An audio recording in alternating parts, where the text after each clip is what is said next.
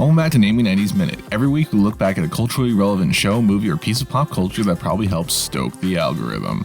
This week, in honor of the movie Strays, a semi-live action talking dog comedy, we're looking back at the best 90s live action talking dog comedy, Homeward Bound, The Incredible Journey.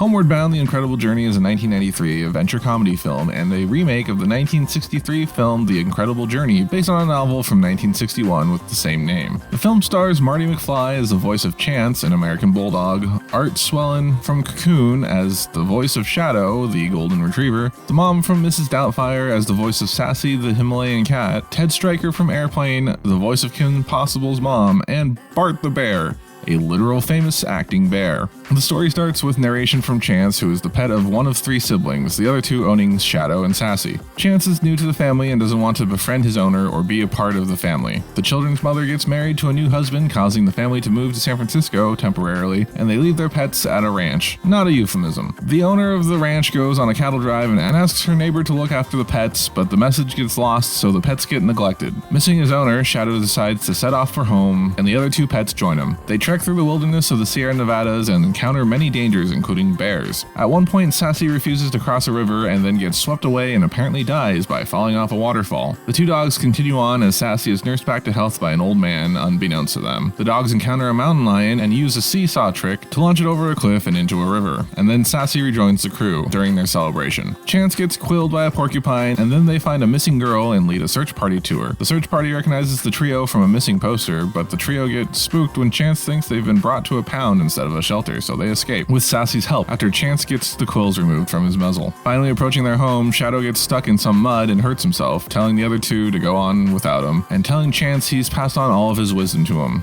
Chance doesn't want to give up on Shadow, but continues onward with Sassy. The two reunite with the family, and after a tense moment, Shadow comes limping over the hill to reunite with his human. The movie ends with Chance doing another voiceover about love, family, and...